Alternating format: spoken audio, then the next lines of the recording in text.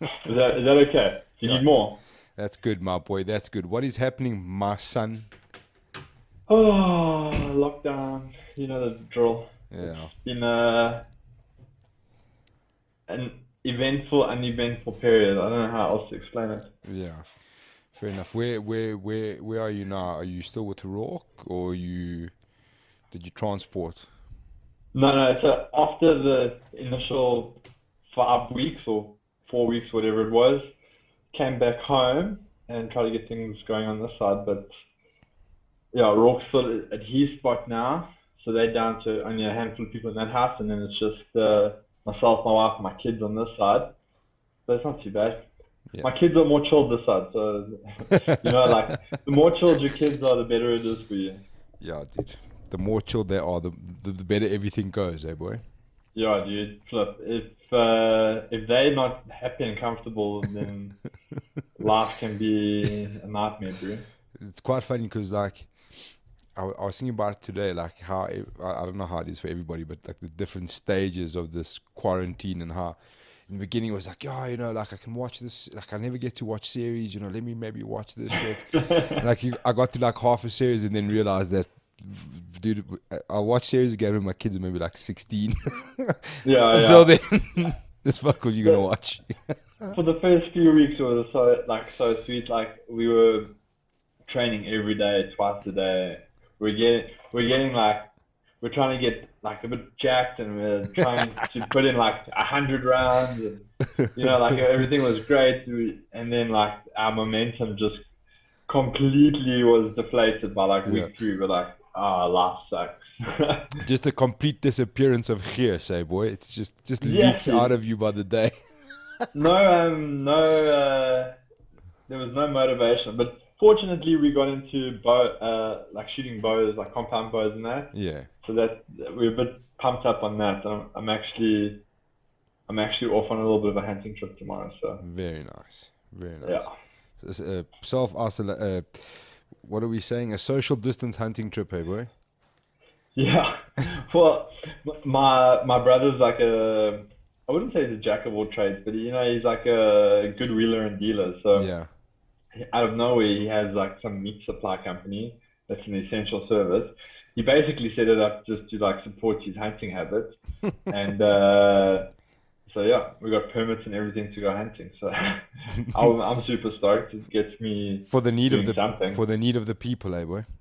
Yeah, hundreds. Well, bro, my deep freezer is so full of flipping meat at this stage, bro. Like, I definitely won't go hungry in this in this Fantastic. quarantine period. Well, Oaks have been calling me the budget Joe Rogan, so I think we can start to shift that towards you now, dude. Oh yeah, 100%. Yeah, Joe Rogan would murder me in a bow competition, bro. At the moment, there's always time, dude. Yes, he's probably not as dedicated in this lockdown as what we are. So, Well, bro, have you seen his no, studio, my man? Oaks got like a whole. it's amazing, bro. He's got a whole like a simulator in there, bro, to Yeah, hunt it's deer. amazing. And it's like I think that thing's like 50 or 60,000 US to have that hunting simulator in Well, bro, we've got GSP, bro. So there. suck on that, Joe Rogan. Don't worry, I've got Buddy the Alpha bear. Suck on that, Joe Rogan. What the fuck, bro? Doesn't have Oh shit. man, Can keep your fucking shooting range and gym and and, all and that the other gym's crap. even more impressive, bro. Dude, Like, it's like a full Fuji kit out there, dude. and prior to that, he had the black and grey zebra mat kit out, bro. And I reckon he paid top dollar for that, eh? Not. Nothing. Didn't pay attention. And you know what the crazy thing is that I bet you that the zebra mat, that whole zebra setup was barely used, Yeah. barely used. Yeah. It's bullshit. Fuckers. Yeah. Rich people must pay On your double. side, Dude, out there on the ground, it's pretty fucking weird, to be honest. So we got given do you, the. is it nice being back? It is and it isn't, dude. Like, it's. Like, Joburg is just a fucking state of hustle at the moment. It's the craziest Yeah, thing, dude. dude. Like, I can't even, like, I have to charge my phone like 5 times a day. I feel like I'm like a drug dealer. People are phoning me for like the weirdest questions. Cigarettes, dude. If I had 100 cartons of cigarettes right now, I'd be sleeping easy, my man. I'd be sleeping easy. Let me tell you. Uh, It's yeah, so hectic out there. Things are so hectic out there. It's fucking the mad, one bro. that the one thing quarantine has taught me is that I need to get my hustle on with some tobacco and some alcohol, dude, Yes, because dude. those are the two things that people cannot do without. They can be dead broke and like have no money for next week's groceries, but they'll buy alcohol Dude, and cigarettes, bro. it's so funny. Like, so I mean, we spoke to a guy today who we know has got cigarettes because we've kind of figured out people keep going there to buy. So, like, I mean, a guy we've known a little while who's been trading closer. So, we're like, I'm like, dude, you got cigarettes here? I see there's some shit going on. He's like, yeah. He's like, I'm like, how much you want for a cigarette? He's like, 1,100 rand. I'm like, Yeah. 1,100 rand. He's like, I'm like, dude, I heard Oaks were paying like 850. He's like, yo, that was last week's prices. I was like, fuck, okay, dude. Yeah, bro, it's got Jeepers. hairy. Yes. So my brother has this like theory, and the theory only works if you've got shitloads of money Yeah. and like very little um uh like you don't have to answer to anyone. But he's got this theory that if he likes something, and there's any chance that that thing could go out of stock in the near future, he'll go to every shop and buy every single one of them, right? So my brother's got cigarettes until like maybe next year June, piled up at his house. But he doesn't need money, so he doesn't want to sell them. He's like, I can keep them here, you know, like I never have to buy cigarettes. I, I exaggerate by next year, but he's probably got enough cigarettes to last until October. So like he does it with everything. Like today we were at the hunting shop, and he like bought every single arrow in the hunting shop because he knows that they're not going to bring them in next year. They're like in the next week or two. Like it's madness, bro. Well, But boy, like you you're think gonna about get this oak selling. you're gonna get about 27,000 messages tomorrow now that you've told everyone that your brother has cigarettes. Actually, be like hitting you in the DMs, bro. Hey, Warren. Look, if there's one person you don't want to go and irritate, it's a gun wielding, bow slinging, Cigarette hunting, collecting. cigarette collecting 50-year-old, bro. Like I'd keep my distance. Very few people I'm scared of in this life. Oh fuck, dude. Yeah, it's like it's a bloodbath out there, dude. There's so many people just on the hustle. Like it's just a weird feeling. You know what I mean? Like every corner Yeah. is like, I don't know. When I drive home, it feels like somebody's chasing me all the time. I don't know why. It's like, did you ever watch? Because there's a good possibility you could get arrested for something stupid. Exactly. I'm like, do I have to drive with gloves? I have to wear my mask. I don't want to wear my mask. My face is itchy. What the fuck? Do I carry on? What's going on here? Like, you know, Oh man. it's so crazy. And then you're like, did you ever watch that movie, Silent Hill? Yeah, I did. I Super did crazy actually. movie. And then like, whatever happens at night, that siren goes off, and then that creature comes out. I feel like Yeah, that's what's yeah. happening, and it's like you got to drive home, and the virus is chasing you. You got to get home before 8. You're like, oh fuck, I'm gonna get out of here. It's pretty crazy, dude. Oh And the man. worst thing is like I'll be. you're taking orders, and like you're closing in the busiest time for orders. So everybody Yeah, just hops 100%. online, and you just like on Friday when we first opened, from there was just orders just started coming. They started coming in, and we're like, we had to switch our phones off, and we're like, fuck, this is insane because we have to be home by curfew, otherwise shit's Yeah, gonna yeah, 100. in my mind, cops are kind of like, cool guys, you know, working hours, they're all yours. You can do whatever the fuck you want. You go out there, you do your thing. When that curfew hits, stay the fuck inside. That's the way I see it. So I was like, let's get out of here, you Yeah. know. But now it seems like they've kind of relaxed that. They've Well, that's said, what I found.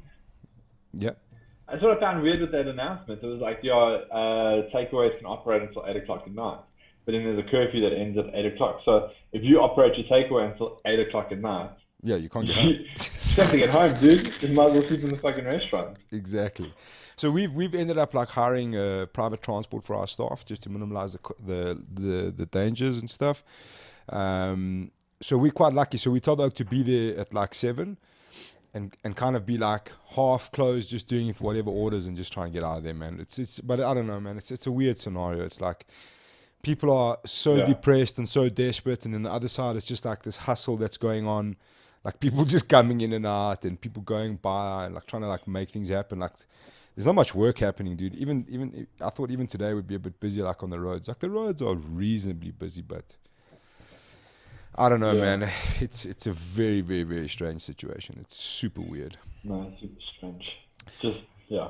But That anyways, sucks. bro, the good news is we've got some fucking fights to talk about, which is Pretty Dude, insane. when you posted that thing about the countdown show, I was like, I definitely have to go watch it. And it was actually a pretty cool countdown show, Yeah, eh? yeah, they managed to do pretty Ferguson's a well. lunatic, bro. Yeah, dude. There's some Straight fucking up lunatic. yeah, dude. There's some fucking mad shit going on. I was quite interested to see how they were gonna do that countdown show because I was wondering like, are you gonna get FaceTime with these guys, or is it Yeah. gonna be like old sort of rerun footage? And I think they got a pretty good mix of it all. So Yeah. yeah, and it was pretty good. It's so cool to sit and watch a countdown show. Like, mate, I got so excited. I was like a giddy little girl. I was like, oh, this is the best thing ever. Fucking can't wait for this shit. Except for the Henry Yeah, I Cejudo can't. parts. I struggle with that cat. Yeah, see that oak's weird, bro. And he's cringy, and he's coach is even more Yeah, cringy, yeah, bro. It's he's like hectic, dude. there's not like a single conversation where that oak doesn't mention his Olympic gold medal, bro. Like, Yeah.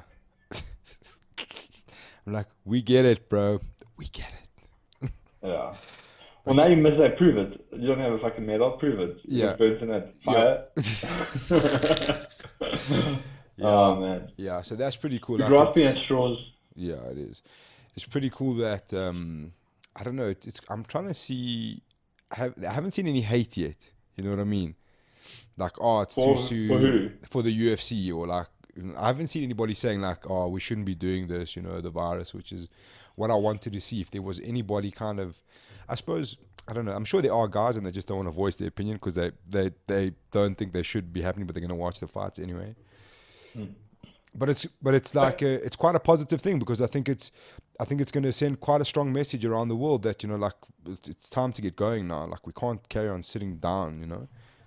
But don't you feel there's been like a massive shift between how everyone felt 2 weeks ago, where everyone was Huge. applauding their governments for shutting down business and putting lives first, and then like over the last 2 weeks, there's been this massive shift where everyone's just become absolutely irate about the situation that everyone's in, and like Yeah. people are starting to get desperate, and now everyone's like, let's get back to normality, let's get back to work. We all want to work, we all want to earn money. Let's get sports back, and like we'll just take our chances. And I think that's why the UFC were lucky that they got postponed by this little bit, where like Yeah. California said, not a chance that you're going to do this. Yeah. And they're kind of like finally doing the fight in a period where it's way more acceptable to start coming back to what we deem normal.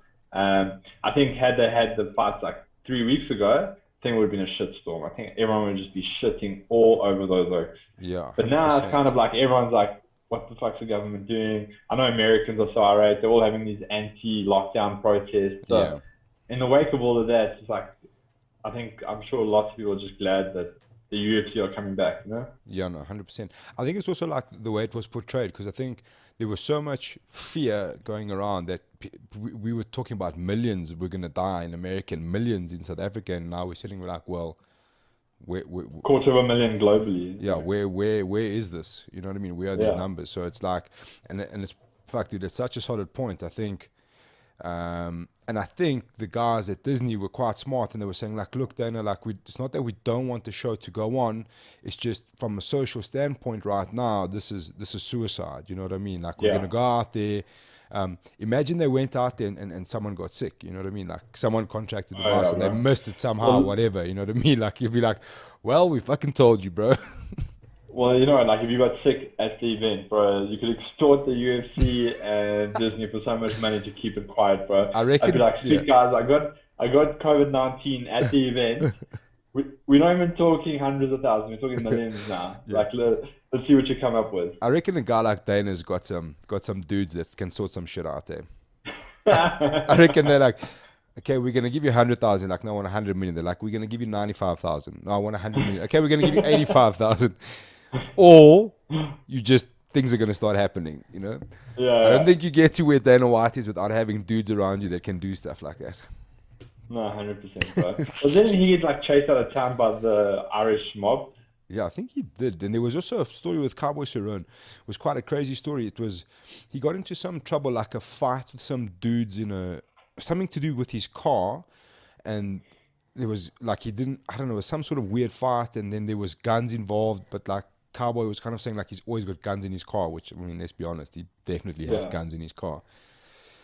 So these guys called the cops on him and he was arrested and whatever. And apparently Dana went and just like sorted it out. paid for him Smooth or it whatever. over. Yeah, just smoothed it over with the boys, you know. Just got a few things, and then he was Well, free to go. well, imagine the most powerful man in mixed martial arts, bro. Like everyone that's got even the slightest inkling towards combat sports knows who you are, Yeah, exactly. and would pretty much do anything just to even get a ticket to a UFC event. Yeah, I mean, exactly. that can make your dreams come true. Like done. How does Cage Side UFC 249 sound, and we just forget about this whole thing? A total audience of one. Exactly. Yeah, fuck. So this is the question. Like, I was on ENCA on Sunday for like 3.5 seconds, and this seems to For be a hot minute. yeah for a hot minute, and this seems to be like a lot of people's questions is how do we see the sport without fans? But I think I'm definitely 100% against it, but I think that it's something we're going to have to get used to, because I think that's the way it's going to be for a long time. These guys are Oh talking yeah. about running these events like, so they cancelled Perth today, which is August or whatever, and they're saying they're still going to have an event on that day, but it's probably going to be in the Apex. So we're talking 3-4 months in advance already. They're talking about only doing broadcast type of events from the Apex, which is Yeah. pretty hectic. Which is cool that we're still going to get the fights, and they're going to work on getting you the fights in the best way possible. But it's going to be a long time till we see a fan inside an arena. Yeah. I think also from the UFC side, like they probably still have these plans on the back burner where they want to go to Perth, they want to go all around the world. Mm. But with the complete uncertainty of what's going to happen over the next couple of months, I'm sure they've got the primary plan of, if COVID-19 lockdown doesn't end, then everything runs in the Apex. We run it in all these states that allow us to run events. But should something drastically happen, like mid-June, early July, I'm sure all those things that are going to happen September, October, November, they're going to try and reschedule those things to where they were, because people are going to be so desperate for sporting action now. Yeah. But with that said, I heard like limited crowds in sports until 2021. So Sure. I'm sure they're just trying to like save as much money as they can Yeah. with all of this. It's crazy, man. It's so crazy to think about that. Like, I think, in that being said, I think for the UFC, it's going to be pretty interesting, because if there's no NFL, if there's no basketball, if there's no baseball in America and that kind of thing, it leaves you open to like a big market. You know what I mean? Because like guys Yeah. would ordinarily watch something else and be like, well, fuck, the UFC's happening. I don't really know what that's about, but it's live and it's happening, and so I'm going to watch that. You know. Yeah. So I think they've got a good opportunity at the same time, that, like giving up a lot of events might just open up doors to new pay-per-view numbers and stuff like that. And you put on a card like this, and if you're a guy who normally dedicates his time to like the NFL, which takes 4.5 days to complete a game, and then you switch over, 4.5 games in 4.5 days in 10-second intervals. Exactly, and then you switch over on Saturday night, and you see this card, and you're like, what is this shit? Where have I been? You know what I mean? So, I remember the first time I watched an NFL game, it was like 10 seconds, boom, stop. 10 Yeah. seconds, boom, stop. Then a whole new team of Oaks came onto the field. And 10 seconds, boom, stop. 10 seconds, boom, stop. Then the old team came back, and I was like, I do not know what's going on yeah, here, dude, dude. I remember I think with my butts as a youngster, and I'm like watching, and I'm like looking at him. I'm like, what are they doing now? And he's like trying to explain it to me. I'm like, what? I'm like, where did the rest of these Oaks go? I'm like, That's so silly. and then the whole team comes on for one dude to kick the ball, and then the dude who kicked the ball's gone. I'm like, where's that Oak? He's like, no, all he does is kick. I'm like, what? His job is to kick the fucking ball, and that's him. That's done for the day, dude. What a time to be alive, mate. Yes, you're right. It's Crazy NFL's ass sport. an anomaly. And I love how it's always the World Series or like the Super Bowl. There's only America plays it. So Yeah, it's dude. like, what the heck? Is there more countries besides America? Yeah, exactly, bro. The way- Nothing exists outside of America. Yeah, it's very fucking crazy. Anyways, dude, should we jump into the card? This is a hard one, because Yeah, it's like normally we just breeze through the prelims, but I mean, fucking UFC's put two main cards right next to each other. They put like a fight night and a pay-per-view right next to each other. So which one's first? The pay-per-view? No. I'm just saying, like it's prelims and the main cards. Yes. It's so stacked. A It lot of might those as on the well be. prelims would definitely be main card Oaks regularly. Dude, if you told me 3 years ago that Cowboy versus Pettis would be having the prelims, I would have slapped you in your face. Yeah, that was like a main event 3 years ago, bro. Like, It's crazy. So there's the first night. Okay, there's no early, besides the early prelims, but there's Ryan Spann, Sam Alvey, Bryce Mitchell versus Charles Rosa, Vicente Luque versus Nico Price, which would 100% be a main event on a fight night. Uriah Hall versus Jacare Souza, same thing. Carlo Esparza versus Michelle Waterson, also a cracking fight. Alexei Olenek versus Fabrizio Verdum, and Anthony Pettis versus Donald Cerrone. That's your prelims to the bro, night. it's like like if you went like fight night cards, you definitely like have Bryce Mitchell, Charles Rosa on a main card on a fight night. Yeah. Sam Alvey, Ryan Spann, main card on a fight night. And Vicente Luque and Nico Price would definitely be main card on pay-per-view. Yeah, But it's now, nuts, dude. through the shitstorm that the world has received, now those are relegated to early prelims. Oh Yeah. my goodness. And it's actually what it's like a thought I had today. Like a lot of, and a lot of it's valid questions, but like some people were quite, like early on in the week were quite weird about it. And they're like, oh well, I hope SuperSport will be showing the prelims. I'm like, dude, do you know how lucky we are here? How privileged we are with the viewing we get from SuperSport in terms of MMA. I'm like, dude, you do know that you have to pay $77 for this shit in America. Okay, yeah, you're paying every month for your subscription, but I mean, you know, you're getting everything else with it. And it's just comes straight to your TV and you can just pop it on and have a watch. And yeah, that's 100%, bro. And it also, I suppose, it's quite something that SuperSport. I spoke to them quite a while ago, and they said if it's on, they're going to buy the rights, and they bought the rights for the prelims and the main card, which is pretty cool. But I definitely don't know if I'm going to be up at 2 a.m. I might just have to catch up through the day. Hey? 2 a.m. to 8 a.m. and then your kid's up at 7. So yeah, it's a long one, hey boy. Bro, I feel your pain. Like, I remember, like, before I had kids, like, I could do these early morning things all the time. And then, like usually one event where you, like, got up early, you watched all the way through, and then they woke up. Yeah. And then you wanted to go to sleep, and then they were like, nah, it's not going to happen. Yeah. And Not that's like today. you always save your life. And you'll never make a mistake twice, bro. Exactly. So yeah, but yeah, for those wild men out there, those free young souls, 2 a.m. start. Just out of that, I mean, obviously everyone wants to see Pettis versus Cerrone, but I think for me the big unspokens there, Vicente Luque, Nico Price, and Uriah Hall versus Jacare Souza. I think it's such a weird fight because it's not really going to put you into like title contention, but definitely you're going to start a winner there. You're going to start saying, okay, well, we need to start thinking about this dude again and where he fits in next, you know. So an interesting matchup as well.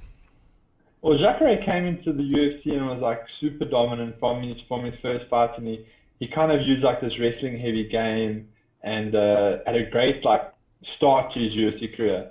But then he got into like title contention, and it's just been like a mixed bag of results, you know. It kind of like started. Well, he lost to Yoel, and then it kind of looked like he was getting back to winning ways, and then met Robert Whittaker, and then that kind of like slowed him down a bit. Then he got back there, and Calvin slowed him down, and then now I think he's on a 2-fight skid now. Yeah. And it's so he's desperate for a win, but then he's fighting someone that's so hot and cold. Like it's like really like a bit of the UFC is definitely looking after him in this fight. I think Uriah Hall's a scary individual, but he's only scary when he pitches up for the match. You know, like, and it generally doesn't happen. Yeah, and he's one of those dudes who's like, you watch the highlight reel and you get so excited. You're like, yeah, this is a dude you want to watch. And if he puts it all together, he's absolutely like one of the best in the world. But like you say, man, it's just lately when I find Uriah Hall, I'm always looking for. Unfortunately, you know, when you're a guy who has like a long spinning highlight reel and stuff, you know, like these crazy sort of knockouts. I mean, look at his reel from The Ultimate Fighter. It's ridiculous. It's absolutely ridiculous. And then you look at him in the UFC and you're like, well, where's that dude? You know what I mean? I want to see that dude. And it's quite hard when you're one of those guys. You think about a guy like Edson Barboza, and you know if the matchup is someone where he's getting pressured and he can't really like get off those kind of spinning attacks and wild sort of attacks. You're like, well, this is not the Edson Barboza I know. You know what I mean? So I think both him, Edson Barboza, and Uriah Hall are very similar in that way that it's very much fight dependent, fight style dependent on who shows up. And a guy like Jacare, who's obviously going to be like pressurizing him to try and get the takedown, realistically, and just get it to the ground. I think it's one of those, like, if Jacare can get him to the ground, I think that's all she wrote. You know what I mean? It's I don't think that's going to last very long. so, Um, you know, it's an interesting fight, and it's one I'm super stoked to see that fight. It's if both guys can show up, and if Uriah can keep standing for a little bit, I think it'll be fucking insane. But if it's quick to if the Uriah ground, gets one of those like when he beat Gegard in their first match with this out of nowhere fucking flying knee, whatever, then that kind of puts him in a great position because he beat Jacare, 3-5 winning streak, gets put right back in the mix. Like, you know, they'll probably give him like a Gastelum again, which he's already lost to. But if he gets past Gastelum, then he's like even deeper in the mix. You know, like, so yeah, I think they're giving Uriah Hall to Jacare so that Jacare can reestablish himself as a contender. But if all the luck is in Uriah Hall's favor, then I reckon that like really catapults him in that division. Yeah, 100%. And as an MMA, what should we say, a journalist, I guess, I am super excited for people who have never watched Vicente Luque and Nico Price fight. If you've never seen these dudes fight, like, I always think about that. I'm like, there's obviously going to be fresh eyeballs on this because it's going to be live sport in a time when there's no live sport. So people are going to be paying attention and be like, well, you know, it's live. This was on this morning. Even if you don't watch it live, you'll be like, well, this was on this morning. Because SuperSport are going to replay the crap out of it, let's be honest. Yeah. People are going to go see what it's all about. And you're going to turn on the TV and Nico Price and Vicente Luque are going to be beating the snot out of each other. And you're just going to be like, what is going on? You know what the crazy thing is? Like, people see Vicente Luque, they see this little Brazilian flag next to his name and think, grappler. He's going to come here and try and grapple this guy. Exactly. This like has no inclination to grapple. I think he shot like 3 takedowns in his life, bro. Like, this like just wants to stand and trade. And he's got like this like super like Dutch style kickboxing. Yeah, he's an animal. You know, like, he's a beast, bro. I remember that Black Zillions versus ATT. Like, he like led that team. You know, like he pushed that team hard and that. And he's had such a good run in the UFC lately. You can only imagine that he's a handful of wins away from a title shot. You know? So who was his last fight? It was a hard decision. I think he lost, eh? Wonder Boy. Oh yeah, Wonder Boy. Yeah. Wonder Boy. Yeah, there was a. Prior to that, he was on like a decent winning streak, bro. Dude, his fight. He took out Perry. Yeah, Brian Barberena. When was it? Last year, or the year before? That is one of the most insane fights you can watch. I've never seen 2 guys take so much punishment in my life. It's like up there with Rory McDonald and Robbie Lawler. It's ridiculous fight. Well, you know, this is the second time that they're fighting. They fought each other previously. Yeah. I think I'm led to correction, but I think Nico Price like a guillotine or a dash choke. Vicente Luque caught him in like. Yes. It's a DAS. I'm pretty sure DAS. You're right. Yeah. But that was a good fight, really. Like, so running it back to see what happens, eh? Yeah. I think it's also like it's quite a weird mix. In my head, I think Mick Maynard and Sean Shelby would have gone like, look, the fights don't have to make too much career sense, but if they make fan sense and it's going to be a good fight for the fans, let's put it on. And if the guys first, I reckon it's like a thing. Okay, let's see who's available and who's willing. You know what I mean?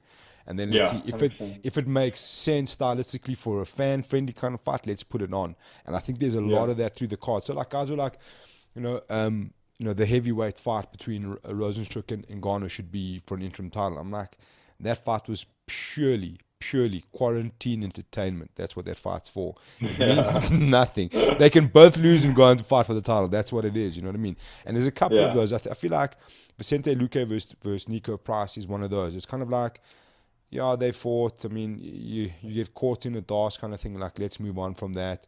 Both guys have kind of done like full circle, but I'm like, let's put this fight together if we can, because it's going to be one of those fan friendlies. You know what I mean? You're going to turn and be like, Jesus, what are these oaks up to? You know? So I think there's is Rosenstruck still coming off that KO of Overeem? Yeah, in the dying seconds. Since then? I think he might have had another fight after that. Like an 8-second KO, or was that before Overeem? But I mean, like, if you think about it, then whoever whoever wins that fight is definitely the next title contender at heavyweight. I can't Yeah. imagine anyone Well, else. you still got Curtis Blades in the mix there, but Curtis Blades can't fight Francis Ngannou again. So I think if Yeah, if yeah, if Ngannou wins, well, either way, I think Rosenstruck will fight Curtis Blades after this. I think that would make the most sense. If Ngannou wins, he'll go on to fight for the title. If he loses, I don't know where he goes from there. It'll be a weird setup. But if he wins, he yeah. goes show the title. And I think win or lose, I think Rosenstruck versus Curtis Blades will be the next matchup for those guys. Because I mean, like you can't have Francis Ngannou versus Curtis Blades 3 because it's ended the same way twice. You know what I Yeah, mean? yeah. So it's not like it just seems Ngannou is Curtis Blades' nemesis, but you just can't get past that power. So it'll be interesting to see how he The, deals with Rosenstruck. the problem with making Rosenstruck fight Blades is that like if Rosenstruck beats Ngannou and then they make him fight Blades instead of fighting for the title, there's a good chance you're going to eliminate a potential title contender Yeah, to like shorten your line again, you know? yeah, So sure. like I think like the most sensible thing is whoever wins that fight gets a title shot. Even though it might not be super fair to Blades, because Blades has had some serious wins of recent. So yeah, like if I was the matchmaker, I wouldn't do the second. I'd try and preserve, even if you don't think Rosenstruck has any chance of winning, at least you got someone in the line for title contention. Otherwise, you're going to have to start recycling contenders again. You know, like Ngannou had a dismal attempt at it.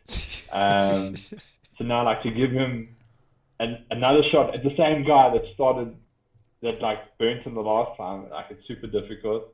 And then Rosenstruck, if he like loses to Blades, then Blades gets a title shot. No one really believes Blades is going to beat Stipe. Stipe, yeah. So it's like a weird situation at heavyweight. Yeah, it is a bit of a weird one, but it's quite a cool mix. It's going to be interesting.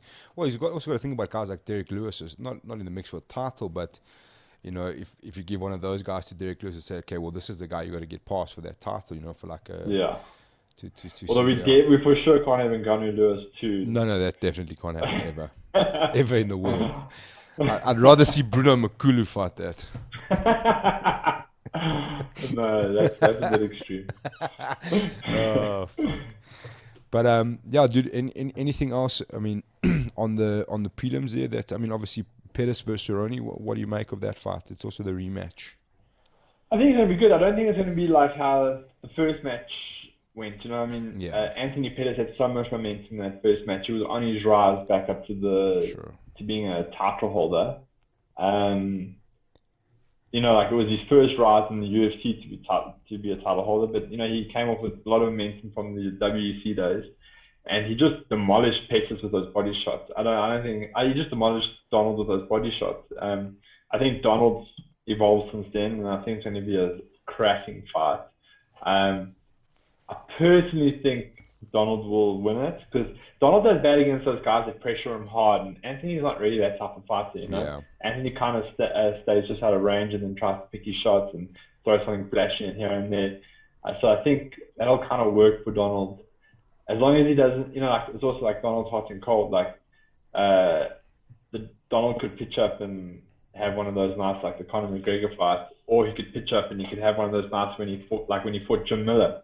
I mean, that Jim Miller fight was one of his greatest performances, So let's hope it's the latter. I like both fighters, but I'm hoping Cerrone can pull one out there. yeah. It's like for me, it's two guys who in the last half of their career just can't really figure out where they should be. You know what I mean? They're like Yeah, just too small for welterweight. Kind of ideal at 155. Probably would be better at 145 if they could get there safely. You know what I mean? Because yeah, it just seems like they're a half a yard slower. You know what I mean? Like the reaction time's going a little bit. We're talking about two dudes with fucking long careers. You know what I mean? And yeah, wars. bro. So like they both seem to be slowing down a bit for me. And I think Pettis even more than Cerrone like just can't quite decide where he fits in. And I think the matchmakers, obviously, it's stylistically an amazing matchup because it's two Yeah, great strikers, great grapplers. You know what I mean? It's very very evenly matched, and you've kind of taken two massive names that are gonna like quite evenly matched against each other. You're not giving them like a young lion or like the next dude on the rise who's just gonna kind of obliterate through you and pass you by. It's Yeah. two guys in a very similar position, which I think is quite cool. I to be honest would even be happy if both these guys had a cracking fight and just threw the gloves and be like, it's been real, I'm out. I think Yeah. I don't think that's what's going to happen, but I think it's that kind of fight where they both could. You know what I mean? Like But they're definitely in like similar situations, like Donald's like what 4-7 in his last 11. yeah, Like that is. I mean, for someone that won 7 on a trot, then lost one, and then won another 4 on a trot, and then since then has never even seen it. And I don't know what Pet's numbers are, but Pet's on a similar situation yeah, where the true, losses far outweigh the wins in the last 10 or 15 fights. yeah, Um, so yeah, I agree with you. I think like they're both at the tail end of their career, but I think Donald's one of those guys that he'll stop fighting when they stop booking him. Like he's not going to be the guy to like call it a day. He yeah. might temporarily call it a day on a bad if he has like a bad performance, but that itch just never seems to be satisfied. So I reckon he'll fight until the day that they cut him. Yeah, I hear you, man. I hear you, but I just think it's like it's a very calm matchup to both dudes. It's going to be a very tough fight. Yeah, There's no mistake about that. But it's quite a. I mean, they've both been dealing with weird scenarios. I thought like the Wonder Boy fight for me with Pettis. I was like, Wonder it was Boy's a a weird fight. yeah, and he's a huge human being, dude. You know what I mean? From a guy who fought at Yeah, 145, and you're like, how is this happening? But I mean, fuck, look what happens. Which also goes to show like Pettis has still got some crazy magic, and I think Cowboys has shown glints of it in the past as well. Like Alex Hernandez, dude, I mean, that kid's a young lion, you know what I mean? So they both still have it, you know what I mean? They both still got times that can be dangerous, but I just think that they're starting to lose that half a yard of speed, And when you got the dudes yeah. hitting their straps and you're getting matched up with these kind of guys, it's just I hate seeing that when you can see a guy's kind of trying to like starting to slow down and you get matched up with these young killers. It gets a bit hectic. Well, like at least with Donald, he either pitches up or he doesn't pitch up. He Yeah, either gets mauled from the word go, or he's in control from halfway through the first round onwards. Peters, on the other hand, is super competitive for the first round, but then almost certainly in every fight starts losing his momentum in round 2, and almost certainly always gets obliterated, like from the last end of round 2 onwards. So like there's something seriously up with Pettis' ability to like keep the pace, that endurance, like keep his head right. Because I mean, you look at Ferguson, you look at Diego Ferreira, look at the Nate Diaz fight, like all of these fights, like Pettis looked alright for a while and then like completely faded off, yeah. and these guys just picked the pace up and just started obliterating them. It's quite funny because he's actually also one of those guys that anybody who and we saw Tony Ferguson. If you pressure Pettis and you keep forcing him to go backwards, he's horrible and he gasses. He doesn't Yeah, he doesn't like that backwards pace. You know what I mean? Like it's really yeah, hard for him. So I think guys have started to realize that. But it's interesting to see the Cowboys very similar. He can't fight under pressure like that. So yeah. whichever can like get that sort of that hex control and put that pressure down the next guy's throat will probably be the guy who's going to take the lead to the dance there, which is going to be quite interesting to see, I think. What's crazy is that once someone cracks the code, then it's like those fighters struggle to come back. So I mean, you look at Pettis once he beaten Benson Henderson, like when he beat Benson Henderson, he looked like he was chiseled out of stone. He looked invincible. Are you saying he was on the Uh, sauce? well, there's definitely been a significant physique change since the started pitched up. But he looked like invincible. And then RDA came and kind of, first, I think Melendez kind of like showed a couple of cracks in Pettis' game, and then RDA came and just showed you exactly how to beat Pettis. Yeah. And then from that day onwards, Pettis has never been the same fighter because Oaks has just come so hard at him with the same type of pressure, haven't shown his strike. Like a lot of times, like in his early success, people had too much respect for his striking, which kind of gave him the distance and the timing for him to be flashy and do all these various setups. Like he often did the cartwheel kick and jumping, like the Showtime kick, the Showtime knee. Like, he did all these things off the cage, and it's because guys gave him too much respect. But the moment someone gave the blueprint on how to beat him, it's just been a downhill struggle. And like, you have to believe that there's some guys at the top of the ladder now in other divisions that once someone can show you the blueprint of how to beat them, it's certainly going to be a similar type of situation for those guys, you know? Yeah, absolutely, man. Absolutely. So I think it's a seriously stacked prelim card. I think if you're up at 2 a.m. on Supersport, I think you'll be happy. You'll be happy that you woke up. Good luck. Good luck. May the force be with you guys waking up. Then yeah, dude. This was also another topic of debate because it was Greg Hardy, De Castro. Why is it on the main card? Pettis Cowboy on the prelims. You know, there's a couple of arguments for fights on the prelims, and I think, guys, first you need to understand how the UFC sets up with ESPN and ESPN Plus. So you've got ESPN, which is like Supersport, and you can just turn on your TV and you can watch it. And then you got to move over to the ESPN app to get the pay-per-view. But the UFC will always put like a teaser on the prelims. You know, like the headline of the prelims will always be quite juicy, and that's. And I think they've done this quite well with Pettis and Cowboy, especially when if you're predicting that you're going to have these new kind of eyeballs on your sport. You know what I mean? You want two guys like Pettis and Cowboy at the top of the prelims to kind of set you up and to buy the pay per view. You know what I mean? Like, well, shit, this is getting interesting now. You know what I mean? Like, let's buy that pay per view. So I think it's a really smart move. And I mean, if you haven't figured out now that you know, the UFC is 100% drinking the Greg Hardy Kool-Aid, love him or hate him, it fucking sells, dude. You know what I mean? And they're gonna run that until the wheels fall off, dude. Because he obviously attracts the numbers. Otherwise, they would have stopped doing it a long time ago. You know what I mean? And you keep feeding him bums and bums and bums, and like then you get a chance on that last minute. Who did he fight? Alex Volkanov. Yeah, Alex Volkanov. And didn't look too bad against a fucking dangerous guy, you know what I mean? And he looked well improved, you know. So now you're like, okay, well, hang on, we onto something here, you know, like he is improving. And if this can start racking up wins and start adding a few more names in there, you know, if we can get him like as close to the top as possible, fuck, you know, the numbers. All of a sudden, now we're starting to look at Greg Hardy as like the like rebirth, you know what I mean? It's like maybe this dude isn't what we thought he was, you know what I mean? That's what they're kind of trying to sell you now, you know what I mean? Like, well, you know, if Dean Thomas says that he's actually a fucking good guy and he's got a lot of regrets and everyone's got a past, you know, and now you're trying to sell the narrative that it's a new Greg Hardy, you know what I mean? Now you're like, well, I still fucking hate this guy, but like, let's see where this is going.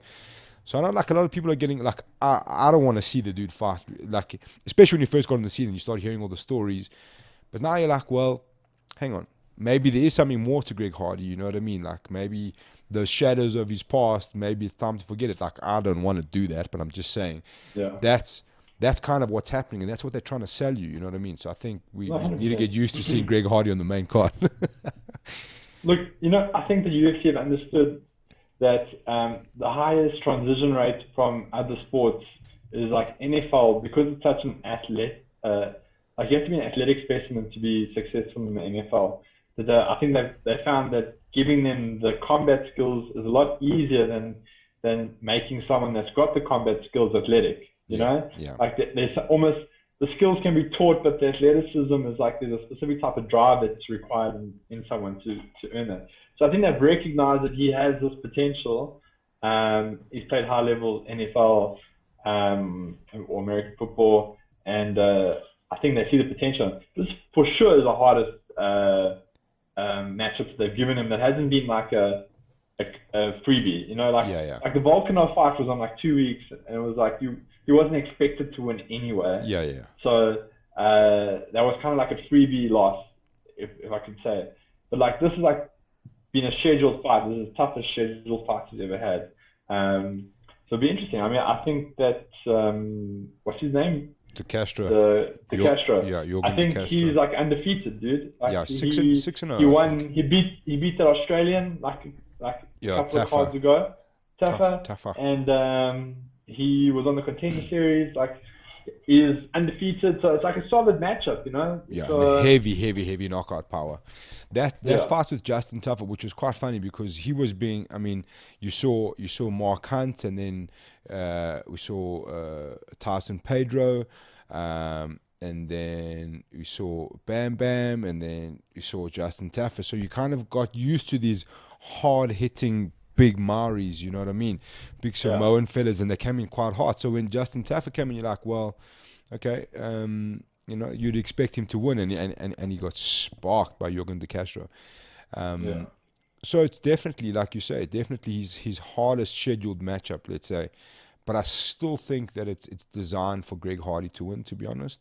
But but the hardcore fans are going, well, look, this is an interesting matchup. You know what I mean? Like the casuals are saying, it's another one for Greg Hardy, another Mari biscuit. You know what I mean?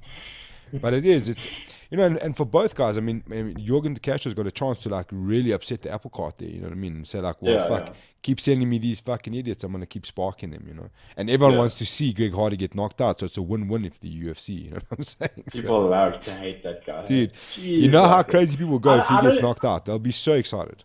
I know there was some domestic abuse charge. I don't know his full story. I don't follow NFL superstars and whatever, but the hate that guy gets is unbelievable, bro. Yeah, dude, but it sells pay-per-views, my man. Yeah, 100%, bro. That's it. And then, There's dude, a juicy matchup after that. Yeah, Jeremy Stevens, Calvin Carter, however the fuck you say it, the Americans. I think he says Cater. Calvin Cater. Dude, this is also like, again, this is one of those fights where if you've been watching fucking 25 hours of NFL and you switch over and you're like, oh my hat, what are these these two cats up to here exactly? 100%. You know, like Cater kind of like he like slides in under the radar, bro. But you don't realize that he's got a couple of decent wins on his record. Yeah. And like the only like blemishes on his record in recent history are like two murderers, bro. Like Moicano and Magomed Sharipov. Like those oaks are killers. Those oaks could both be champions in the near future, you know, like 100%. And I think interestingly enough, because I actually went and rewatched it the other day, because I was trying to see, because Calvin Cater and Jeremy Stevens are very similar minded. They also, again, it's very similar style kind of fight. And if you go and watch Calvin Cater versus Zabit, just watch the third round, forget the rest of the fight, dude. He was piecing Zabit up, like piecing him up. You know what I mean? Really? He had crazy momentum. You know what I mean? And like to the point I was thinking, I was like, fuck, who's won this fight here? You know what I mean? Like in the third round, like you're starting to dart. You're like, well, we might have an argument for a decision here. You know what I'm saying? Like, so he's definitely in the top tier there. And I think Jeremy Stevens, a similar sort of guy. Like in this half of his career, if he shows up, could beat anybody in the 145 Jeremy division. also had a super close fight with Zabit. I mean, like it was like I felt Zabit won, but it wasn't by a massive margin. He just edged him in every round. That was it. So it's going to be super interesting to see how these guys match up with you. Jeremy's been on a bit of a skid though. I mean, he had the eye poke incident and then the rematch where he got smashed, and then the Aldo fight. You know, he hasn't had the best run lately, but it's going to be super interesting to see how Cater and Stevens match up because, like you say, very similar in their like mentality. If I'm Dana backstage, I'm going to Jeremy and be like, listen, I want you to know you're not going to get cut. In fact, I'm going to give you an extra 20% on your purse. I just want you to go out there. It might be a discretionary bonus.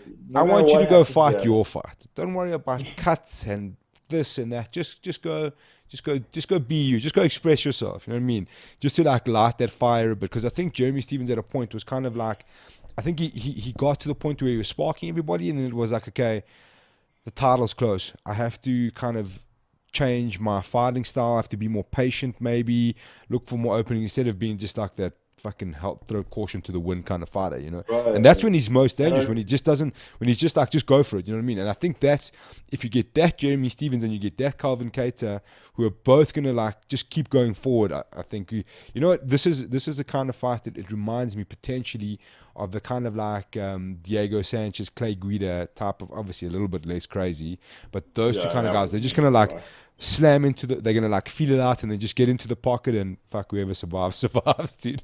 You know what I mean? Bro, but just to back up what you're saying, like, I mean, Jeremy Stevens in his early career was a madman, bro. That couldn't control himself. No, he was a maniac. He would knock Oaks out, then run headfirst into the cage, and like, he was just an absolute maniac. And then like every martial artist, I believe, should endeavor to become a better martial artist, right? So they should endeavor to become more technical, to be able to control their emotions better. But it's also like a fine line for like some of these guys, you know, like some of these guys thrive under this like animosity and hatred towards the person that they're going. And it feels like Jeremy over the years has become a better martial artist, and he's been able to control his emotions better, and he's become a far more technical striker. But at the same time, he's lost a little bit of the edge that he had previously, you know, where he was just this berserker, like no one could control him. Like he did whatever the fuck he wanted to do. Like, I mean, how many bar fights is that guy getting into? He's getting into trouble all the time, bro. Like, he was really like, he's a wild man. Just like a loose cannon, bro. And then like the more tame he got, like it just seems like the results have obviously slowed down as well. Yeah, no, for sure. Like you say, it's like that. It's that fine line between madness and mastery. You know what I mean? Like it's. Yeah. I think he thrives in the madness though, so we'll see what we get. But yeah, I look just a disclaimer. I know people probably watching say like, yeah, but we want to hear who you guys are picking. Like the picks are coming, so we're just having a wee look at what we expect from the fight and what to check it out. Because I know I've been getting messages about the picks already. You know, times like these, people want to bet, boy, they want to bet, and they just want to make sure that we agree with what they want to think. You know what I'm saying? So. And if we give the wrong one, it changes whether they can buy cigarettes next week off the black market or not. Next week, cigarettes are up to 1.5, my man. So you know, that Oak's coining it, bro. That Oak's buying a new house by the end of this lockdown, bro. You gotta bet heavy if you gotta buy cigarettes next week, my man. Prices going up, dude. I'm so glad that I'm not a big alcohol drinker and I don't smoke cigarettes, bro. Dude, that's two big stresses that are definitely out of my life. Yeah, you're doing a lot better than a lot of people, boy. You can just chill out. Fuck, I don't need it. Anyway, and then it's the two big fellas, the Francis Ngannou versus Rozenstruik, my man. Yeah. I don't know. I think Ngannou, he's kind of like found his way again, you know. Like he lost his way after the Stipe fight. Yeah. Didn't have any confidence, but he's kind of like slowly edging himself back there. And Rozenstruik, he had that Hail Mary knockout over him. He was guaranteed losing that fight, right? And he got that Hail Mary knockout. So like he's not invincible, even though his record says otherwise. He's not invincible, you know. Sure. I think Francis Ngannou is an extremely tough matchup for him. He's defensively not great. And you know, like if you're not solid defensively, like Ngannou is not a great matchup for you. Yeah, your chin might go into orbit. Jeez, like bro, your consciousness might leave the solar system. You might go straight into Bill Gates's vaccine chip. You won't even need to inject it into you.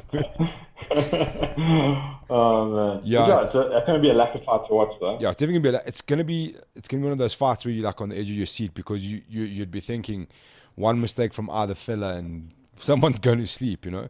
But I just think on Francis Ngannou, I think he's, you know, the troubles of finding the camp and settling down where he needs to be, and I think he's religiously at Extreme Couture in Vegas now, there in the PI. Yeah.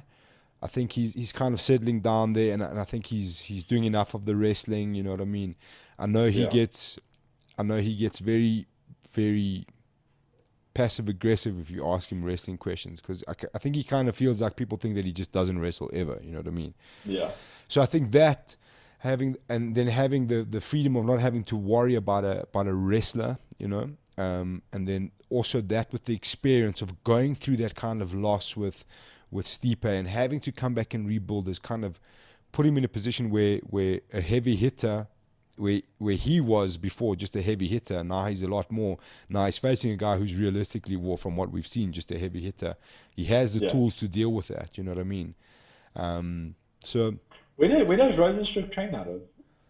Dude, we looked at this. See, we're nothing without you, Rourke. We're nothing. That oak's getting fiber tomorrow, so he should be back. Now we're back next talking. week. Now we're He was talking. trying to operate off LTE, like rain LTE. I was like, this is never going to work. Not in 2020, dog.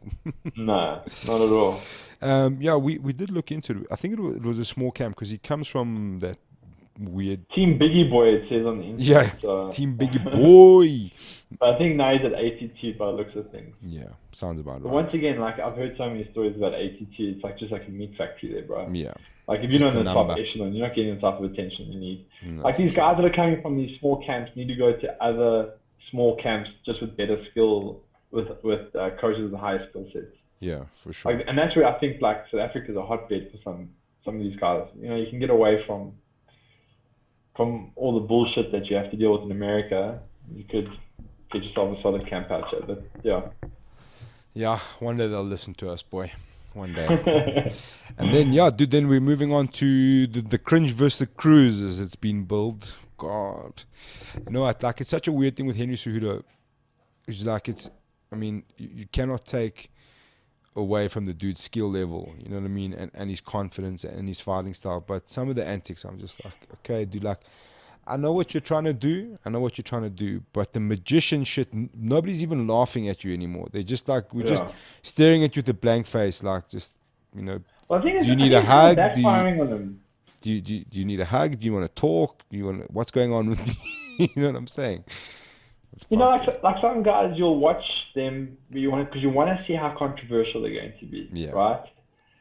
And like that's a good position to be. Kind of like Conor, right? Conor, like like people were 50-50 about him. Some people liked him, some people didn't like him, but everyone wanted to see him because they wanted to see what he was going to do, right? Whereas like Cejudo, I think like the majority of the people don't enjoy him. No. And like the stuff he does is so cringy that I actually avoid trying to watch him. Like, yeah, exactly. If it's possible to skip past the Cejudo thing, I completely skip past it, you know? So he hasn't played it right, in my opinion. He hasn't played it right. It's 100% right because he's actually gone. So you've tried to make this character because you've seen somebody else do it, and this is one of the things I think. A lot of the flyweights experience, and like Demetrius Johnson is the perfect case study. Demetrius' biggest problem is that we were talking about him as the greatest ever, but he wasn't getting paid that way. You know what I'm saying? And it's because of the smaller divisions, and it's an unfortunate thing. You know, like the smaller divisions just don't get that same amount of attention. And Henry Cejudo came out and said that, and he's like, well, in his mind, he's going to take what he's seen guys like Colby and that do and try and create this character that's going to like really get under people's skins in a way, in hopes that they'll watch him. But he's gone to the point where they're like, if I see Henry, I'm just looking away, you know what I mean? Yeah. Or if I'm see Cejudo and I'm just, nah, fuck you, I don't want to see this, you know what I mean? Like, next, moving on. So he's actually like shot himself in the foot and then instead of like trying to retract on it, he's like up the ante, you know what I mean? Like, well, just get more and more and more and more cringeworthy. More and more cringy. Oh, it's so bad. And then you're like, so when I was in Abu Dhabi, he was one of the fighters that weren't competing, that were there, you know what I mean? Like, you know, they were like meeting and greeting and Q&As and stuff. And he was just, like on that stage sort of presence, like he switches it on and off, you know what I mean? Like the Triple C and Henry Cejudo, like he keeps switching it on and off. But when it's off, he's like, seems like the coolest dude, and he's like funny, and he's like got a funny sense of humor, and he was pretty cool. But the second it switches on, you're just like, oh, please don't do that. So bad, bro. Please don't do that. You know what I'm saying? I was just like, and you're like sitting, you're like, oh, he's actually not and you're like, oh, never mind, he's a fucking idiot. He's a fucking idiot. Move on. 100%. You know what I mean? So I don't know. But anyway, him and his coach, bro. Yeah, Captain America. What's his name? Eric The small dude with the glasses, that fella. But anyways, dude, I think it's such a weird setup because you were either gonna get a guy who's just come off a loss fighting for the title, who's just seems like if any opportunity they give him a title shot, or you're sitting with a situation now where it's someone who's coming off the bench after 4 years and he's getting the title shot. So it's like a weird setup there at bantamweight. Off the bench, off a loss. Yeah, exactly. So it's quite Yeah. weird. But look, No, I think, I'm a huge Dom Cruz fan. Before we go any further, full disclaimer. So but at the Yeah, same time, I it's just phenomenal. I don't know, dude. It's such a weird fight because you don't know what you know what Dom Cruz looks like generally. You know what I mean? And we've seen him come back after long layoffs and look pretty good. He's so conditioned becoming a long layoffs, right? Yeah, exactly. That's all he's been doing. You know, and then you take a guy like Henry Cejudo who's and I think that's one of Henry Cejudo's greatest tricks, and I think that's one trick he has definitely figured out, especially when watching guys like Conor and that, and he's gotten quite good at it. He makes you believe that he's just an idiot, you know what I mean? And you actually forget about the sort of skill level he has, you know what I'm saying? And I think he's proven that time and time again. I mean, the TJ, we know it was a bit controversial, but at the end of the day, he put TJ in a very bad position, you know? Whether the stoppage was early or not. I think that stoppage maybe fractionally early, but I was heading that way. I don't think TJ would have recovered. You know, like everyone's like, oh, it stopped early, but had you given him the opportunity to continue hitting him, it probably would have continued in that direction. No, for so sure. Like while it was maybe a little bit early, I don't think it changed the outcome. Yeah, but the point being is like he's won a couple of these fights now where you haven't expected him to win. You know what I mean? And against huge names. You know what I mean? Like the biggest in the divisions. And he's obviously progressing because you saw him come out with this like sort of karate style stance, and he's doing different things, and he's got knockout power. He's looking awfully jacked. Some people are asking me if it's on the natch. I have no idea. But that being said, like he's definitely got a high skill level, and I think how does that, you know what I mean? And it's going to be interesting to see how he deals with someone like Dom Cruz. But then you say, okay, well, TJ Dillashaw is in many ways, in terms of footwork, like Dom Cruz 2.0. You know what I mean? And he seems to find the gaps there. But that being said, like you don't know what Dom Cruz looks like. You haven't seen him for 4 years. You know what I mean? Nobody's seen him. So is it the same Dom Cruz? Is it the false entry kind of Dom Cruz? Is it the misdirection, or is he going to be more straight and narrow? Is he going to be, everyone's like, but he's going to wrestle Dom Cruz's face off. I'm like, dude, like Dom Cruz is a legit wrestler. Because and you know what happens? Because MMA fans go in waves. So like if you didn't know Dom Cruz 3 years ago, you don't know who he is. You know what I mean? So you're like, he's just going to get wrestled. You're like, no. There's more to that. It doesn't work like that. Yeah, exactly. You know? And like Cruz's defensive wrestling is very good, you know. He has some of the best takedown defense statistics in bantamweight history. So I mean, he's significantly bigger physically than Cejudo, and he's got like a strong wrestling. But he's been wrestling his whole life as well. He wasn't an Olympic wrestler, but he's been wrestling his whole life, and he's specifically very good at what he does, you know. So I don't think the gap in wrestling is going to be as significant as everyone expects it to be, you know. There's also a different dynamic when you're having strikes and you've got cage control. It's like a different style of wrestling, you know. Yeah. I don't think Henry's wrestling, I mean, while he did well with his wrestling against DJ, I don't think Henry's wrestling is it's not like Khabib where his whole game is around he's wrestling for MMA. He's not as like, I mean, yes, he's an Olympic gold medalist, but that doesn't directly translate you with a foregone package into MMA. Like, things are different. There's been a lot of Olympic wrestlers that have come across the MMA, but like only a handful of them excel because you need like a coach that understands the holistic view of MMA and understands cage wrestling, you know, and understands that dynamic of wrestling. And if you don't have that, it doesn't matter how good you were. I mean, you'll be good athletically, but it doesn't necessarily mean that you're going to be this great MMA fighter that has strong MMA wrestling. Sure.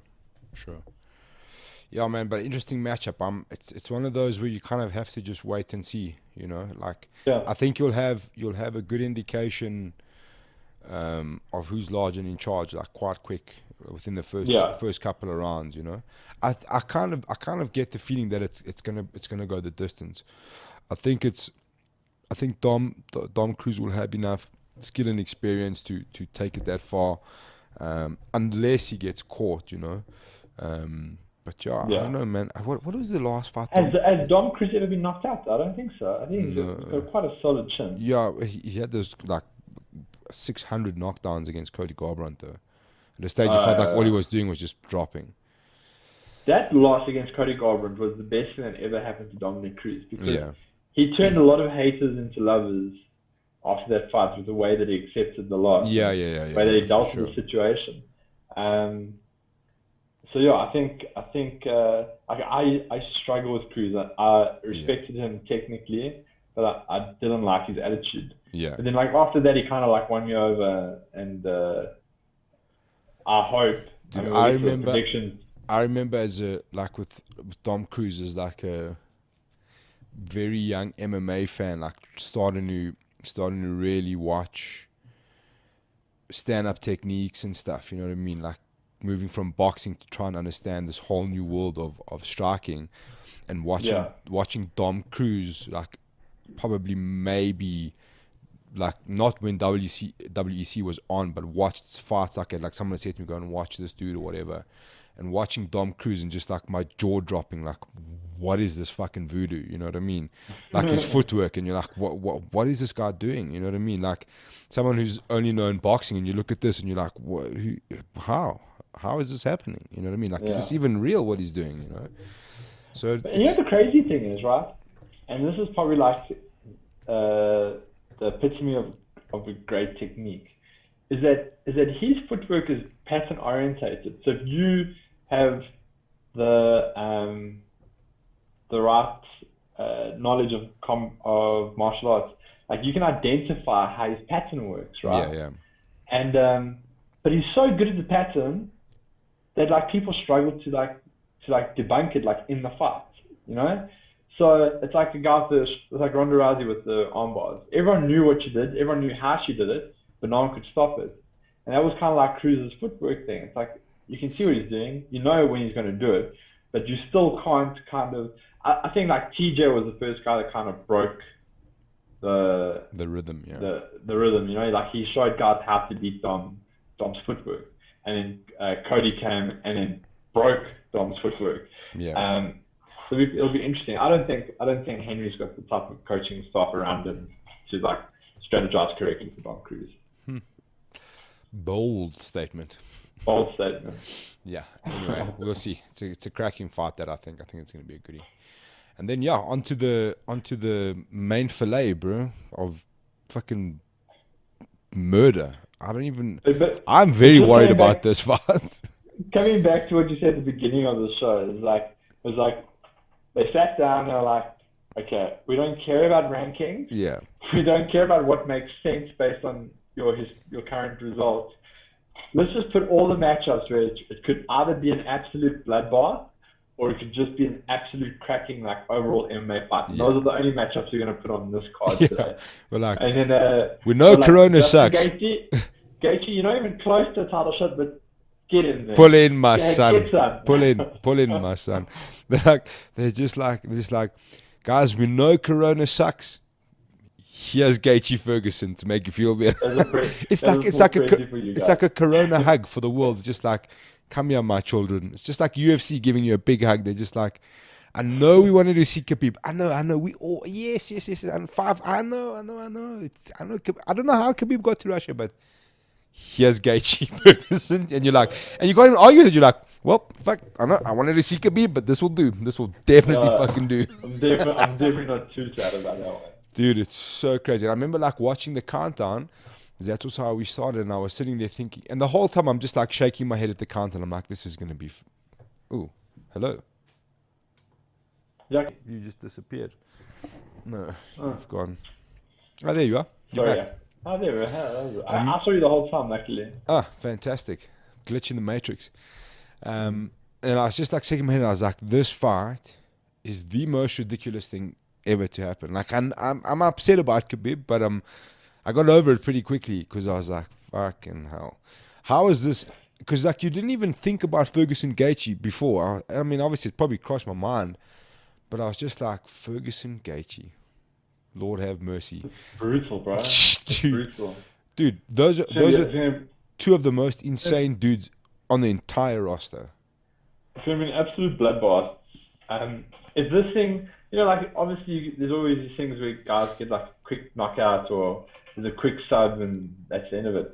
But if this thing like reaches the end of round two, it's going to be blood splattered Oh, everywhere. It's going to be absolutely brutal. I don't know if you saw that highlight reel compilation of Tony Ferguson's elbows. There's like the oh blades. my word, bro. Like, and like he's not like I don't know if you watch Gaston. He's in Bellator. Yeah, Gaston yeah, yeah. Balianis Yeah, I know you're talking or about. Yeah, yeah. yeah. And like that guy sets up his elbows so like He's the got that. technical precision of his elbows is unbelievable the way he sets it up and the footwork that he uses to like open up the space to throw the elbows, especially that spinning back elbow. Yeah. Then you look at like Ferguson. Ferguson's just like he's a crazy man. Like No, he's a madman. it doesn't feel like there's a lot of like setup to his elbows, but he's so awkward that he lands almost all of them, Dude, and he like just brutalizes everyone with them. even like a stepping lead up elbow. Like go and drill that 5 times on a heavy bag, dude. You know I what I don't mean? think he's drilled any of his elbows even once. Yeah. I think it just he makes it up as he goes, just freestyles. I remember who did he fight? I'm trying to think. Might have been against Lando Venato, and he does like this, like a cape colored thing, and he like looks like he's swiping his blade on the floor, and then comes up with the back elbow. That's the fucking best thing ever. And I'm like, have you been to Cape Town, Tony Ferguson? Because it sure looks like you have. It's fucking awesome. My goodness. Like how Oaks make a joke, and they're like how Cape Colour's gonna stab you, and they're like flick a knife on the floor along the floor. He used to do shit like that, but he would like lean on the floor like he's got a knife and then hit you with the other elbow. I'm like, what the fuck are you doing, bro? Like, what is this? Oh What is man. this? He's an absolute savage, dude. He's absolute what. I'm just gonna give my prediction here, and we can talk more about the fight. I'm gonna go against the grain, and I'm gonna pull a Hail Mary for Justin Gaethje, and I'm gonna explain why, because people are gonna see my picks and they'll be like, okay, because there's a lot of guys are gonna go with Gaethje, but I think common sense will lead you. If you had to throw a lot of money, you would stick with Ferguson. That would be your safer bet. Mm. But I think if there is a criticism in Ferguson, it's how he exits dangerous ranges, and a lot of it tends to be like chin up, especially when he gets into like if he closes the distance and gets all the way in, and when he comes all the way out, often it's very chin up. You know what I mean? Against a guy whose real best weapon is like a right overhand. I think that's going to be quite dangerous. That being said, I mean, he's made it this far without getting caught against some fucking huge hitters and big names in the game. Dude. But for me, it's not even the Gaethje aspect. It's the Trevor Whitman aspect. You know what I mean? Trevor Whitman would be looking at that and saying, that's where you beat him. You know what I mean? The second he comes in with the chin up loose, that's where you got to capitalize, and that's where you got to finish him. And I think Gaethje's got the kind of power that one punch knockout to catch Tony Ferguson in one of those one sloppy little exchange early on where he gets in, maybe chucks an elbow in, because I mean an elbow is not going to send Gaethje away. You know what I mean? And then pop your head up in the wrong position and get caught with the overhand, and that's all she wrote. That's what, like, I have this funny feeling that's what I think we're gonna see. Obviously, it's a Hail Mary kind of guess, probably highly unlikely, but I think that's a huge possibility. Yeah. Well, look, I'm a stats type of guy, and I'm not a big fan of Tony Ferguson, but there's been so many times where I've chosen against Tony Ferguson and it absolutely screwed me.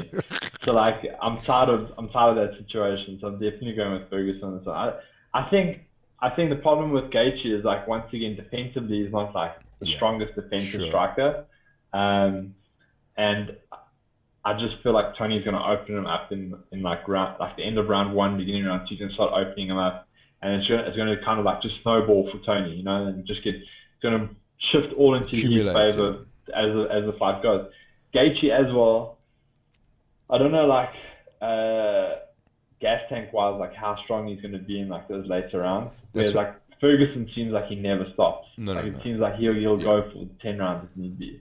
So I kind of think Ferguson, and the problem is like if they spend any time on the ground, all the momentum shifts to Tony's side. I mean that guy's brutal with his submissions, especially off his back. So I think, Ask Kevin Lee.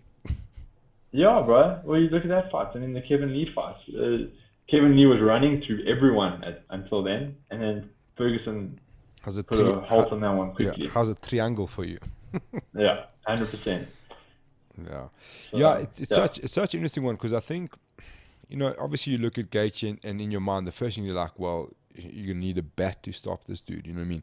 Does Ferguson have the knockout power to stop him? And I don't think he has to stop him though, and that's the reality. I think, like you say, eventually it'll get stopped because it'll just be yeah. too much. I mean, that's realistically what's probably gonna happen. But the overhand scenario is one I like to think about. But How did Poirier knock him out?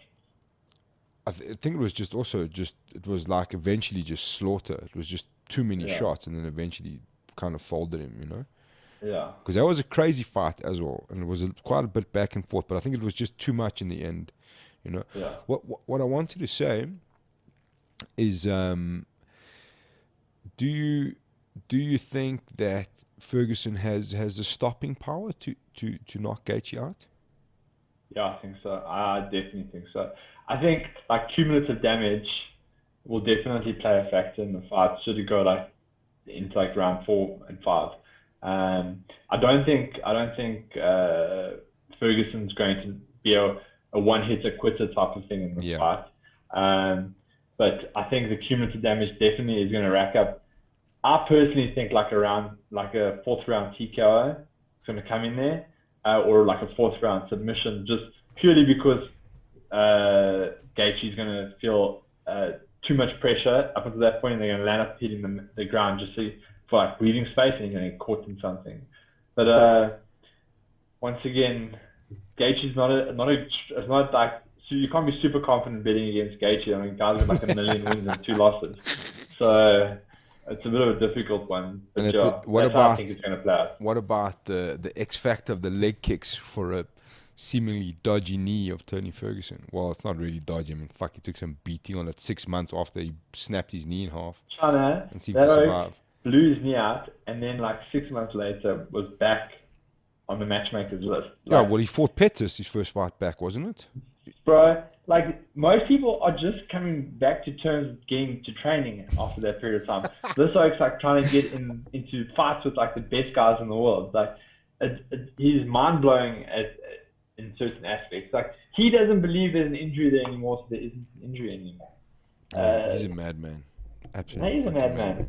madman. But also, like, with that comes like a really tumultuous private life. That's obviously he's got some demons that he's dealing with privately. Dude, you So don't get those shades without demons, my boy.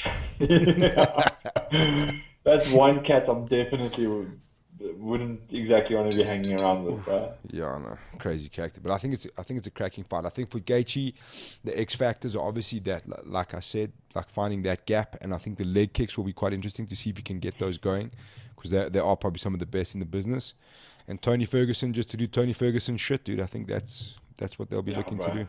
But that's the factor, doing Tony Ferguson shit. Yeah, and then we'll have our picks out. I know people are starting to hack me for those picks, but they'll be up soon enough, so everyone can chill out, and all the Yeah. usual tail of the tapes and that cock. But I'm excited, man. I'm so happy. It's like it's more than just positives about having fights. You know what I mean? Like, there's a little bit of light to say, okay, life is slowly starting to come back, and I think that's been quite a big message for me. I know it's just the UFC, but it's like, if the UFC might be able to be the catalyst for a lot of things, to say, well, fuck, if they can do it, so can we, and Yeah, yeah, that's what I'm 100%. really really pumped for. The only difficulty for like other people that are like outside of combat sports is to have 20 Yeah. players on a Or team in, versus 20 players on a team. or in It's American difficult. football, if American football's case is 157,000 dudes trying to play on one field. No, 100%. And I think that's the unique factor about combat sports, is that it's one on one. You only need 3 judges there. They could even be remotely judging the Yeah, fight. sure. They like they can kind of keep these gatherings like less than 10 people in a room at any given time. Yeah, Especially in the Apex. So the Apex is built that like you only need a handful of people to run these events. yeah, exactly. Um, so yeah. So I think it's time for MMA to capitalize on this. Yeah, in this period. 100%. Don't come here with the NFL shit and beat on our MMA, you bastards online with your thumb down emojis and fuck off. Go back. we don't care. Get out of here. Yeah, but it's gonna be cool, man. I'm super pumped. It's like, you know, like, and it's funny because you take everything for granted. And you're like, your card comes along and you're like, oh, this is such a stinker of a card. You know what I mean? You could literally have two fucking shadows fighting each other in the Apex right now, and people are gonna be like, switch that shit on. I want to see it. How much for the pay-per-view? Take my money. You know what I mean? So Chael Sonnen obviously identified that there's not many live sporting events happening, so he did that submission underground. He's done 2 now in quarantine. Yeah. Did you watch the last one with Craig Jones versus Vinny Magalhaes? No, I missed it. I'll try to go back for the highlights Dude, and then laugh at it. Craig Jones broke Vinny's leg. Like, his ankle and his foot were in the opposite direction to his knee at one stage. I'm glad right? watched that. Vinny had to give up. So Vinny never tapped to the submission. Yeah, it was 2 like deep submission. Didn't tap to the submission, but then had to retire because his leg was broken. Like he completely had it jacked up by the. So I mean, I think Chael's even trying to capitalize. Be like, let's get this pro grappling thing some airtime. I mean, Supersport Blitz can only run UFC content on Monday, bro. There's nothing else is going to have played. Yeah, there's only so much 1998 Cricket World Cup you can watch. You're like, yeah, I've seen this. Yeah, we know Alan Donald fucked it up, but like, let's move on. No, let's fucking move on. You know what I'm saying? Like, yeah, we don't really. This is emotional to watch this again. You're watching and hoping that he doesn't dump it again. Maybe this time you'll change it. But yeah, dude. Anyway, oh man, fuck. I'm excited. Zulu days. That's it, my boy. Anyways, brother, good to see your face.